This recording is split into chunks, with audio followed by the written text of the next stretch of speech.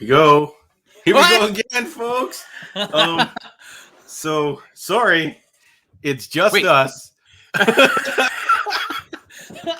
And us being, I did it again. Look at that first time. Oh, John Ho. yes, and this is Rob Gaudet. We are formerly the Sidekick Show, now the Heroes Will Podcast main show. Bizarre event occurring, but you know, stick with us, folks. Thank you, Rob. What are we here to talk about today? Well, listen, I just wanted to dispel any rumors. Stu is not currently protesting anywhere in any convoys. Actually, I think he's on strike, watching a whole bunch of television shows. Hopefully he's watching Peacemaker episode 7. Stop dragging my heart around, because that is what we are going to be reviewing today. As John said, he's John Ho. He is one of the owners, proprietors of Heroes you effed World. it up. You pointed. I did. I was pointing at my screen. It's over. I'm out. See you later. That's John Ho, one of the proprietors of Heroes World comic book shop in Markham, up at Warden and Highway 7. And I'm just like the lowly sidekick, just like the balls dragging along, Rob Gaudet. And thanks for tuning in. You're the little dangly ball thing that you can buy at Canadian Tire for your. That's right. Or your I'm like Newt to your Hercules. Old school 1960s cartoon. Oh, okay, yeah. I was gonna say, I thought you meant the Kevin Sorbo show. No, he had another. No, he had a sidekick, but it was not Newt. It was like, no. I forgot what his name was. Stu. Stewart, Hercules, and Stewart, the adventurers. Yeah. So yes, as John said, you're stuck with us again this week. We do anticipate Stu will be back from his sojourn to wherever Ice Crystal Palace he is currently looking for. But we are here to review Peacemaker episode 7. I guess we're going to do non-spoiler reviews first, John. So do you want to give us your non-spoilery review? Yeah. So Peacemaker, again, I opened my morning up. I'm lucky that I have a schedule that's open enough that I could get Peacemaker in first thing in the morning. And it's a blast. With your Cheerios and cup of coffee, you sit there watching it. Just first thing, waking up with the rock montages, all that kind of stuff. So again, the show does not disappoint. Is this episode like a notch up from the other ones? Not really. It's just kind of it's keeping the steady pace. A lot of resolution of things last episode. So this continues that trend. And now I think we're all lined up to launch into the finale. So overall, pretty happy with the show, and some really good laughs in this episode. So I'm going to give you my top 3 when we get to spoiler reviews. So stick around for that, folks. If you haven't seen the show, obviously, Rob's going to give you his spoiler-free review, and then go check it out if you want, or not, or you can stick with us, and then get at us in the comments. So Rob, what did you think, spoiler free, of this episode? Yeah, everybody dies. Oh wait. Get out of town. Yeah, you know what, listen, you make an interesting point in that it's not better, like you said, that it's not better than any of the other episodes, but it's not worse either. Like, yeah, and that I think is an important distinction, because there are moments in. Is this one of the best episodes? I think out of the 7 we've seen, I think it is near the top, because it offers something different. Like, sometimes the best episodes that we have reviewed have had a mix of action, comedy, and some pretty intense drama. And I think this episode kind of does that as well. And so, you know what? I think this is one of the best compliments that we can give it, is that the quality, much like our much revered show of Hawkeye, much loved show Hawkeye, is just solid. Like, it's just a solid show all the way around. And so, as John says, this does push the football closer to the end zone for what we're getting on next week. And it doesn't feel rushed. It doesn't feel like we're running out of road here. It feels like a really nice bridge between what happened last episode and where we are now. I loved it. So I'm looking forward to us getting into it. But John, what do you give this out of 10? What's your rating? I'm trying to remember. Like, were we giving it? I don't know if I was giving it 9s. I feel like you were giving it 9s, and I Yeah. think I gave it maybe an 8.5 last week. Um, I I think it does take itself up a notch in action. So if you were looking for some more fights and some more brawls and some more things going on, it does level that up. But I feel like it's still not one of my. It's not my favorite episode. It's still great. It's a fantastic episode. So don't get me wrong, folks. Yep. It's maintaining such a high level that it's Mhm. impressive that it's doing this. So I'm gonna stick with my 8.5 out of 10 for this episode, and I'll reserve kind of going over the moon for the last episode if they crack that sucker out of the park. Yeah, so for me, I'm almost inclined to increase. I'm going to give it a 9.5, John. Yeah, Okay, I'm going to so increase something it. About this Yeah. episode when we get into spoilers, Yeah. help tick it up. Okay. Yeah, Cool. yeah, and it's not probably what you think in terms Ooh. of So let's we'll get into it. So as John said, if you haven't watched the episode, do us a favor, just pause us right now, and then press pause. Ready? 1, 2, go. Pause. Okay, so folks, Rob disconnected. We're gonna go on with And welcome back. Yeah, so if you haven't seen it, definitely pause and come back and watch it. And we're gonna get into full spoilers. And John, I'm looking forward. He's got his top 5 most impressive things, which is interesting because this episode is probably one of the shortest episodes of this season. Runtime was 38 minutes, but in actuality, it was about 34. So, John, you want to get into spoilers? Yeah, so let's get into spoilers. So alert, folks! Spoiler time. Thanks for following us and tuning into the show. And you'll notice we're a couple people short, but you know we'll carry on. So thank you for sticking with me and Rob. So let's go. So this episode, Rob, they killed my guy. That was my guy. So Mern, unfortunately, does not make it through this episode, barring some crazy miracle in the final episode. But it looked pretty definitive, to me. Yeah, Not only they killed him twice, John. Yeah. They capped his body. He climbed out. I feel like he should have just played dead, but I don't know if he just wanted to get in one last word, or was trying to buy time for the rest of the team, and then he gets crushed and kind of like passes away. But you never know. Maybe these bugs can be resurrected or something along those lines. So. Man, I couldn't believe it. They opened the episode, and I was like, I don't know if I'm gonna feel this episode now that my guy is gone. But you know, they do a good job, and it wasn't like he was. I don't know. I guess he's still main, like the whole team. I feel like is main cast, right, Rob? Because just their back and forths and the way they're interacting. Yeah. I don't know if I would say that John Cena is just the star of this show. Period. And then if they had season 2 and only had him.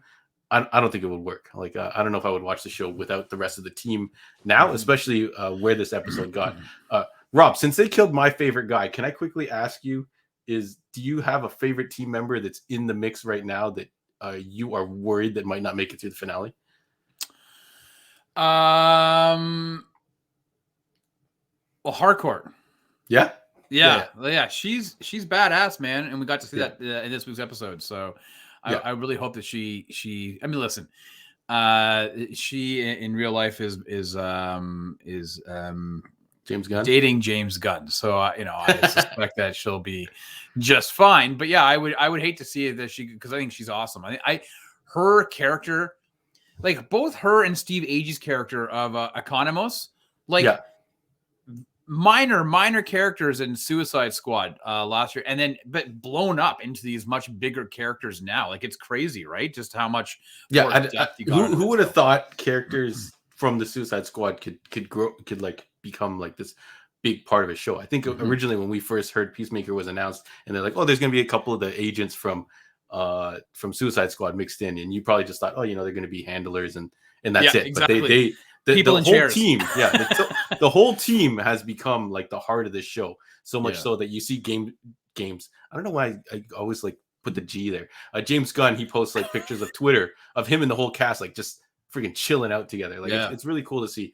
So I quickly pulled my top 3. I was gonna do like like dramatic moments or music or whatever, but I had to go with funny stuff because this episode again was made you laugh, especially one scene which is going to be my number 1. All right, I'm looking forward to this. Let's go. So let's go. I got to consult my list quickly to make sure I don't miss anything.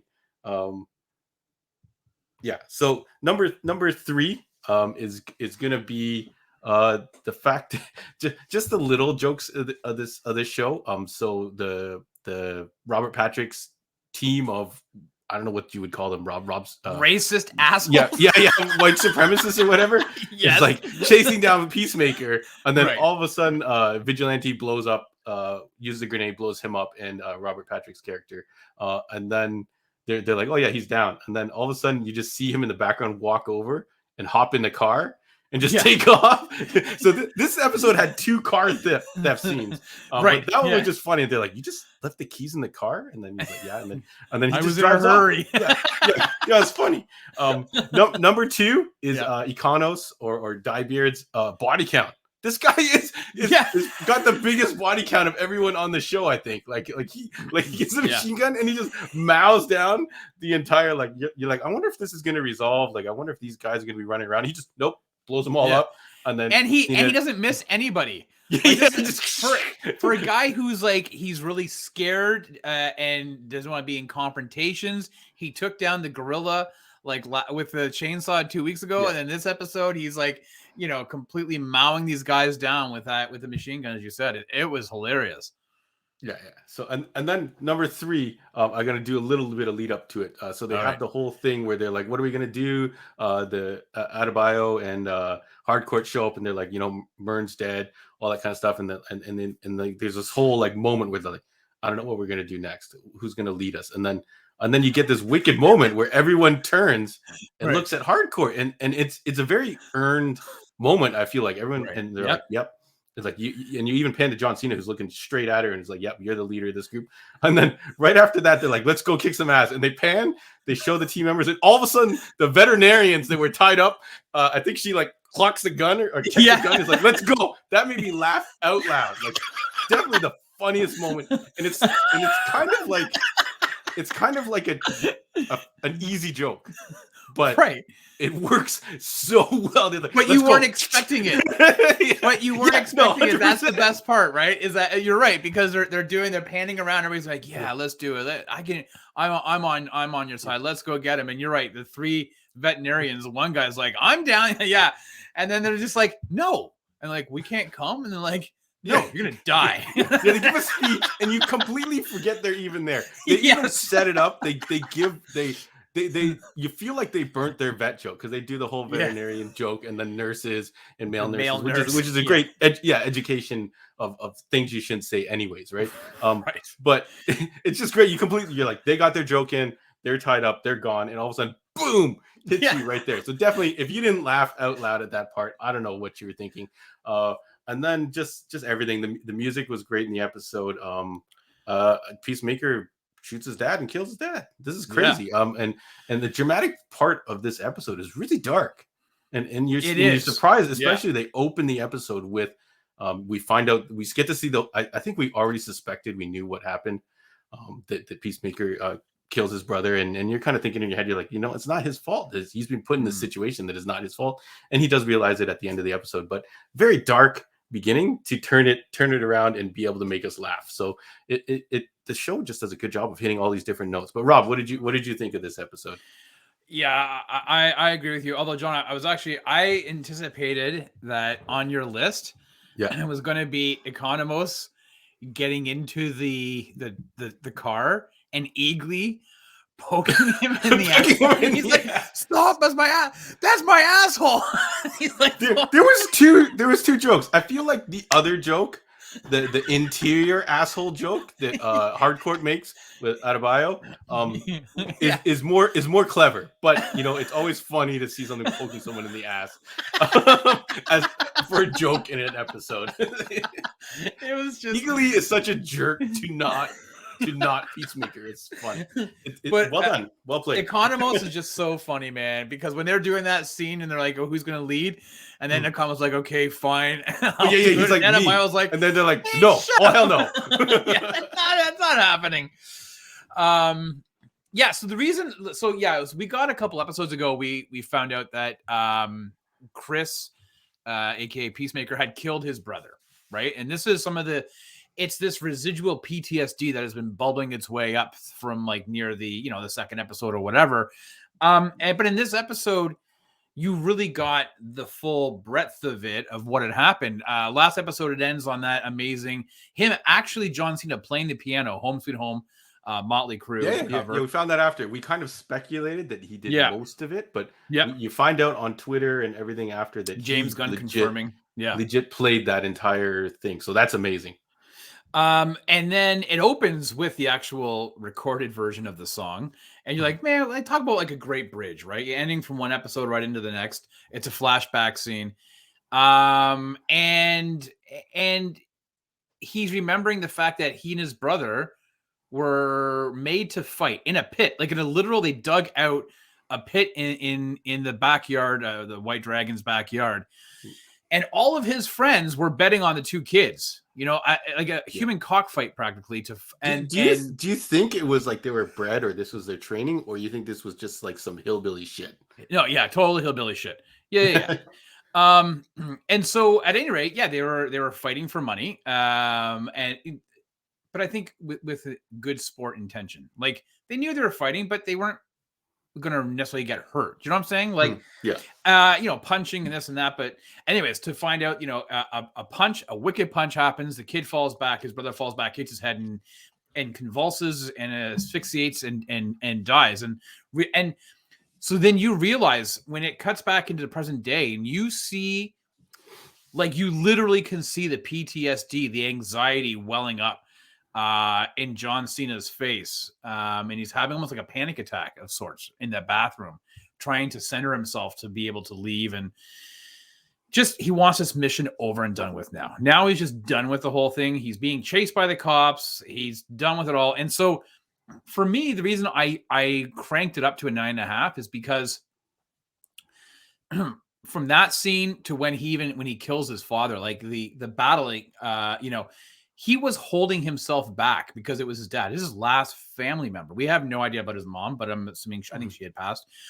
So it's his last family member. And then at the very end, pulling the trigger and putting a bullet and then realizing like, holy shit, what have I done? Right? Like, because in these last number of episodes, John, I think he hasn't fired a gun pretty much since like episode 2.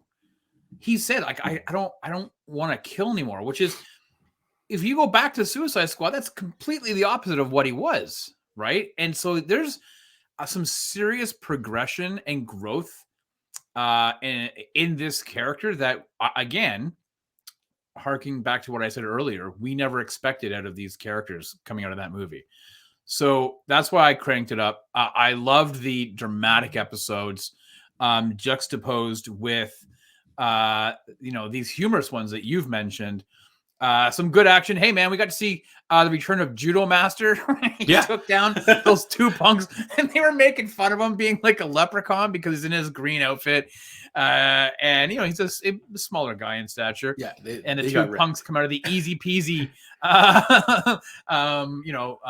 supermarket. And he, like you said, he wrecks them, right? Yeah, he wrecks them, and then him and Hardcore tangle after, That's a good fight. So that was, if someone pulls the Jackie Chan move, which is like, grabbing like a shirt or a thing, like that's when you're in trouble. That's when maybe I should back off. But it was a good team fight, team effort to take down Judo Master. And then if you look at the very end of so that's why when I said hardcore, because you asked me the question earlier, but who wouldn't I want to see? Because we saw her kick some serious ass. Like that was a great fight scene that she had, right, with Judo Master. And then at the very end, Eagly is being repaired. He got, stitched up by the vets. And Peacemaker's having that moment. And he's like, praying to God he doesn't want anything to happen. Mad emotional moment for an eagle on a table. Yeah. And then the eagle hugs him. Right. And Adebayo sees it and is like, oh my God, I can't believe I've actually seen this. When she tells Peacemaker in the van, I'm sorry that I was one that planted the diary.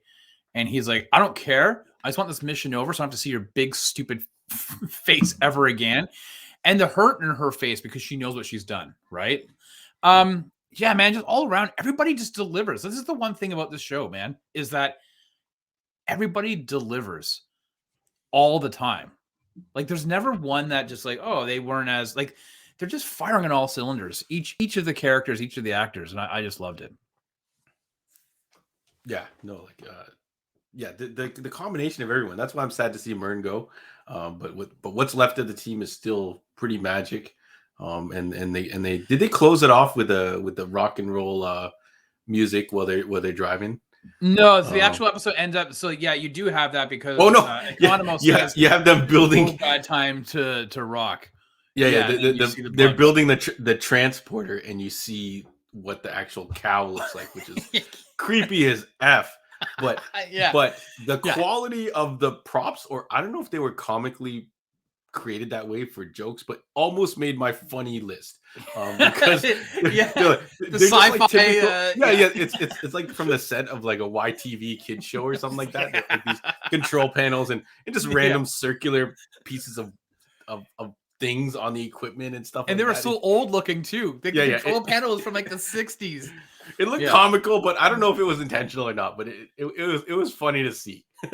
Yeah, no, that was awesome. Made me laugh a lot. Yeah, man. Yeah, you know what? Like this is this is a much better show than I think we deserve or ever expected to have gotten. It's funny because on my up in Canada, we watch it on Crave, and you see the tiles of all the episodes. And I was like, man, I want to go back and rewatch episode 1 again. Like where episode 1 started to where we are now, it's like you could not have predicted where this show was going to go. Mm-hmm. Yeah, you would have thought it would have been just some procedural of John Cena going on missions and these handlers like just telling him what to do, and he does comical shit. And then kind of like end episode, 8 episodes in, here's your show. But it does feel like this is like an effective use of this medium, right? Like, could this have been done in a 2-hour movie? Maybe. But does it work incredibly well as an 8 episode TV series? Hell yes. Yeah. I think that like just the extra time that you get for these characters to create chemistry between each other and you're more invested, so you actually care if one of them dies. Like I sometimes I'm worried that it's going to be like Suicide Squad, but I'm like, it's not called Suicide Squad, so maybe no one else is going to die in the team for the rest of the season. So I don't know if anything else you want to talk about this episode quickly, Rob. Did you have any other moments in the episode we should talk about? Well, the only thing I was going to say is, when I was talking about, the death scene between Chris and his brother, and seeing his dad, and it really does. It kind of the overarching storyline or subplot has always been nature versus nurture, and the idea that he's grown up in this white supremacist trashy family, this background. Yeah.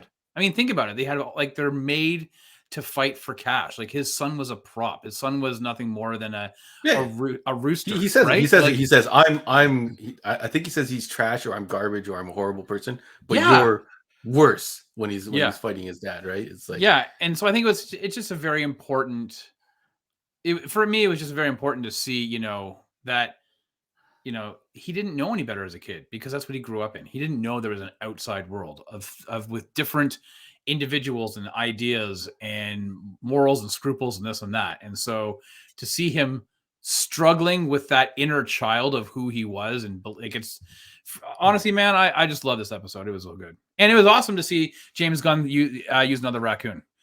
I was like, yo, Rocket Raccoon cameo. It was really funny though when like Economos is hiding behind, and you see the raccoon with Peacemaker's helmet because they're tracking with the helmet, and then you only see the back of Peacemaker's head, and then when he turns around, his face is all ripped up, and he's like, "Man, I would never have thought a raccoon could have been that vicious." Yeah. They actually make the joke of it. I'm like, when it's walking by, I'm like, how did he get that thing on the raccoon fast enough before these guys ran up? And they make a joke about it. They're like, I can't believe you did that. And blah blah blah blah. And they didn't have to show it, but they got the joke. Like, you didn't have to show him wrestling with a raccoon, like Mike Myers style or whatever, like that, like Elf. Yeah. So great job, great episode. Yeah. We've got one more to go, right, Rob? So how high is your expectations for this to finish? Are you expecting like a big splashy finish, or you just think it's just going to keep doing what it's doing?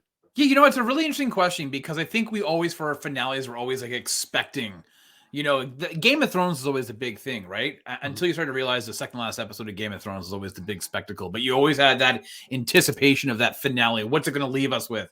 And in this one, I don't have that expectation waiting for this big spectacle. I'm expecting it to toe the line of what it's been all season.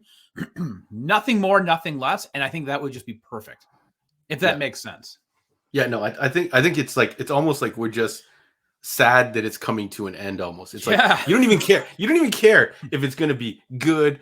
Answer this question, answer that question. You're just like sad that it's coming to an end, and you just hope for a nice finale. I think they might have something. They might have set a bar a little high, because when they showed the cow creature, it is enormous. Like, it takes up an entire barn. So they might have under the barn. It's under the barn. Yeah. They might have set up something a little big.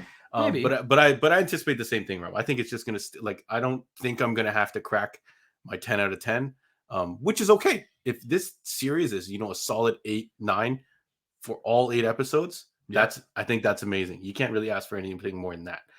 So I think that's all we got to say until we get to the finale. So hopefully we'll be able to get to that and see if maybe Stu's free to come back for that, or whoever.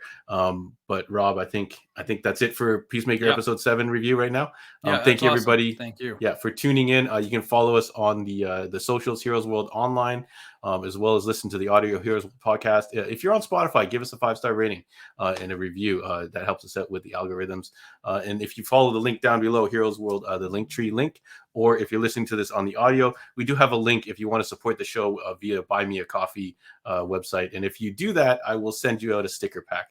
So we've got some cool stickers from the store and some stuff that a couple customers did for us. I will send you one of those packs out if you want to support the show that way. If not, you're welcome to come to the store, 8601 Warden Avenue. We got tons and tons of fun stuff, lots of books, lots of omnibuses for you omnibus collectors, lots of toys, lots of statues, lots of everything. So we're fully loaded to the brink. Rob, do we have anything on tap for Monday? Oh, if you guys aren't sick of us yet, if you're not sick of us yet, you're going to get more of us. Every Monday night, John and I host the Heroes World Sidekick Show, 8:15 on YouTube, on Twitch, and on through the Twitter feeds. And we are in the midst of our 90s action bracket. What is the best movie of the 1990s in action? We're doing 1990 to 1994. We are now in the semifinals of this bracket, John. Are we semifinals? Whatever. And we're round two. Round two. Okay, so sports. So we are this week we have True Lies with John's buddy Arnold facing off against Arnold's a nemesis, frenemy, Stallone in Demolition Man, also starring another 90s action staple, Wesley Snipes. So definitely want to tune in and join us as we discuss which movie is better. What is the better action movie from that era? Is it True Lies, or is it Demolition Man? So tune in Monday night, 8:15. There's a couple other movies like in between there that we're going to compare them to, but I feel like they're not going to survive very much discussion after we watch these movies. So thank you, everybody. Yeah, it's every Monday at 8:15 p.m. We do the live show. This is your chance to interact with us, even if you just want to throw out other random 90s movies that you love. That's the time to get in on it. So thank you, everybody. We will catch you on the next one, right, Rob? Sounds good, man. See ya. Peace out.